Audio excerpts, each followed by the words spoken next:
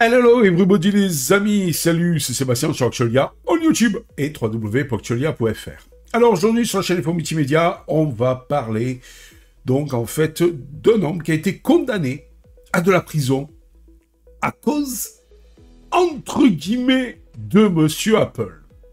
Je vais vous expliquer le pourquoi du comment de la chose.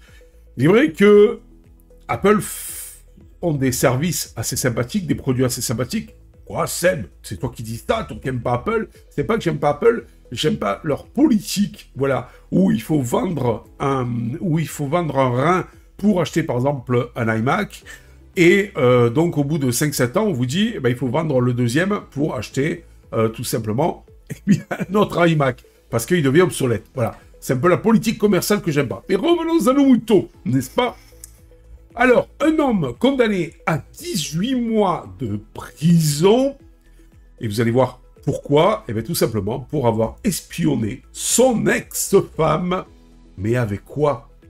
Eh bien avec un AirTag de Monsieur Apple. Voilà, ça s'est passé à Bordeaux, en France, et un homme de 36 ans a été condamné quand même à 18 mois de prison ferme. Il rigole pas avec ça, hein, par le tribunal correctionnel de Bordeaux pour avoir espionné son ex-femme à l'aide d'un AirTag de chez Monsieur Apple, un petit traceur GPS développé par Monsieur Apple. Alors, il est vrai que quelque part, c'est de l'intrusion dans la vie privée. D'abord, c'est, je trouve, un acte débile. Qu'est-ce que ça peut lui faire, vu que c'est son ex-femme? Qu'est-ce que ça peut lui faire qu'elle aille à tel endroit, tel endroit, tel endroit? Si elle a rencontré un autre homme, eh bien, c'est son droit le plus strict, puisqu'elle n'est plus avec lui. C'est la folie. Mais malgré tout, bon, là, il y a Apple qui vous sort ça, le AirTag et tout ça, etc. Mais maintenant, vous avez des tout petits traceurs GPS que vous pouvez mettre même sous une voiture, dans le cartable de vos enfants. D'ailleurs, il y a des parents qui font ça. Avec le téléphone, mais avec l'accord de leurs enfants, eh bien, grâce au téléphone, ils tracent donc le trajet de leur enfant et ils savent si leur enfant, eh bien, va bien à l'école, si donc il sort bien de l'école, il rentre bien à la maison, etc., etc. Il y a des petits traceurs, il y a même des montres connectées pour enfants qui, donc, en fait, ont un système GPS et qui vous permet aussi de voir où votre enfant va et tout ça, etc. Quand c'est fait à bon escient, dans de bonnes conditions, tout va bien. Mais là, cet homme-là a voulu rentrer dans l'intimité de son ex-femme, mais moi, ma copine, donc ma chère et tante, je le ferai pas, mais encore moins à mon ex-femme. Voilà, enfin à mon ex-copine. Parce que j'ai jamais été marié, j'ai jamais aimé ça. Voilà, ça n'a jamais été mon truc. Et donc, je vois pas l'intérêt. Mais il y a quand même quelque chose dont je voudrais souligner. Le gars a pris 18 mois de prison ferme, et à côté de ça, il y en a qui agressent des gens, qui tuent des gens, et combien moins, ou qui sont sous bracelet électronique. Il y a des fois, je me demande ce que fait la justice. Mais ce n'est que mon avis. Mais il y a de quoi se poser des questions quand même. L'homme, donc, était un chauffeur routier, et donc il avait placé ce fameux AirTag dans le sac à main de son ex-compagne. Et bien sûr, vous vous en doutez, sans son consentement. Sinon, c'est pas marrant. En fait, sa blague, ça lui a... Enfin, c'est pas une blague, mais en fait, ça lui a coûté cher quand même. Lui permettant de suivre ses déplacements à son insu. La victime a fini par découvrir le traceur et a porté plainte contre son ex-conjoint. En plus, s'il a caché ça dans son sac, c'était pas très intelligent, parce que forcément, à un moment donné, en fouillant dans son sac, elle allait donc voir ce truc. Qu'est-ce que c'est ce truc? C'est marqué en plus AirTag dessus.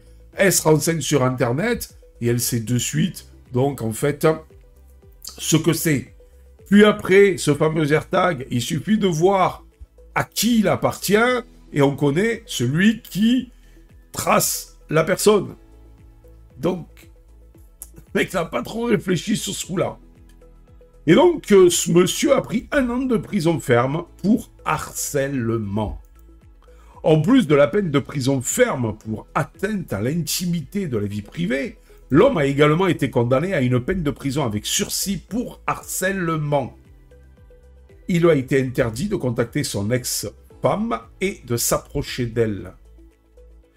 Alors, en plus des 18 mois fermes, il a du sursis.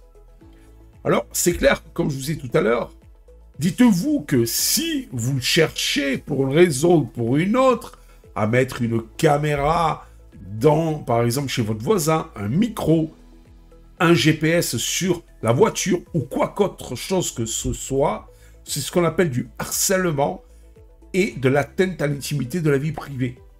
Voilà. Pour vous expliquer un petit peu, je vous expliquerai ça dans une autre vidéo. Voilà. Et donc, faites attention, parce qu'on ne rigole pas avec ça. L'État, lui, oui, peut vous mettre des micros dans les voitures et tout ça, pas de problème. Voilà. Mais pas vous.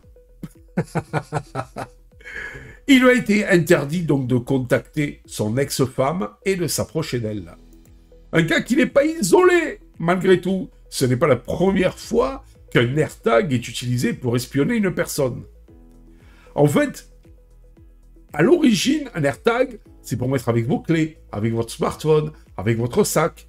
Si jamais vous l'avez oublié quelque part, boum, vous prenez votre téléphone, vous regardez où est votre sac, où est vos clés, et vous pouvez aller les chercher. À l'origine, c'est ça. Mais les gens, en fait, ont détourné la chose. Donc, revenons à mon mouton. C'est pas la première fois qu'un AirTag, donc je disais, est utilisé pour espionner une personne. En décembre 2022, un homme de Californie, cette fois-ci, a été condamné à 6 mois de prison pour avoir suivi sa petite amie avec un AirTag. Et là, c'était même pas son ex, c'était sa petite amie.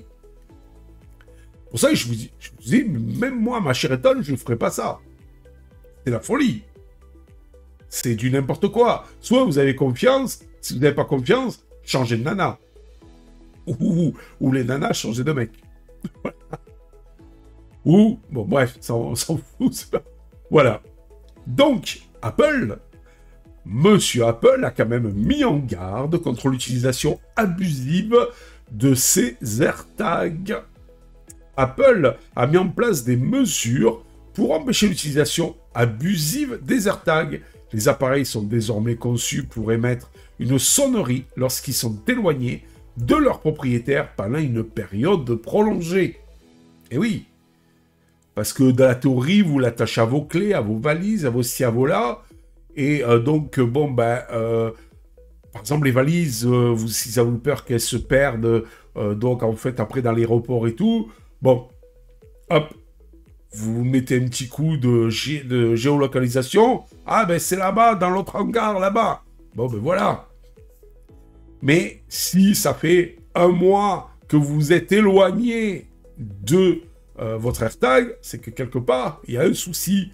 Et si la personne, d'un coup, dans son sac, entend bip, bip, bip, bip, elle va forcément aller voir, elle va se dire, mais c'est quoi ça? Oh, le petit saligo. Donc, M. Apple a également publié une page d'information sur son site web pour sensibiliser les utilisateurs aux risques potentiels liés aux AirTags. Un rappel de la nécessité de protéger sa vie privée. Ce cas, en fait, rappelle la nécessité de protéger sa vie privée et d'être conscient des risques liés aux technologies de localisation. Il est important de ne jamais partager sa localisation avec une personne de confiance et toujours d'être vigilant lorsque vous utilisez un appareil capable de vous suivre. Moi, il y a un truc assez phénoménal. C'est que, je crois que c'est tous les mois, il me semble, Monsieur Google m'envoie un email. Ouais, salut Seb et tout ça. Bon, eh ben voilà tes principaux trajets. T'y allais là, t'y allais là, t'y allais là, t'es allé là, t'es allé là. Et en fait, il positionne tous les endroits plus ou moins où je suis allé sur la carte. Et ça, c'est le récapitulatif de mes trajets. À un moment donné aussi, alors il me l'a plus fait, mais à un moment donné, ou peut-être que je regarde plus sur mon téléphone, mais à un moment donné, quand j'ai rentré, par exemple, dans un restaurant, eh bien, hop, il me disait bienvenue dans tel restaurant, et je pouvais noter le restaurant et tout, j'avais la photo et tout ça, etc. Un petit speech sur le resto et tout. C'est quand même assez phénoménal. Voilà, voilà. Allez, sur ce, eh bien, je vous dis à vous pour une prochaine vidéo. N'oubliez pas le petit pouce en l'air, n'oubliez pas de vous abonner si ce n'est déjà fait, car ça nous permet de nous encourager. Tout ça, ça rime dans cette belle aventure multimédia, et en plus, c'est gratuit. Allez, ciao les amis. Si vous avez aimé cette vidéo, abonnez-vous, mettez un pouce en l'air, et partagez cette vidéo, merci, cela fait toujours plaisir.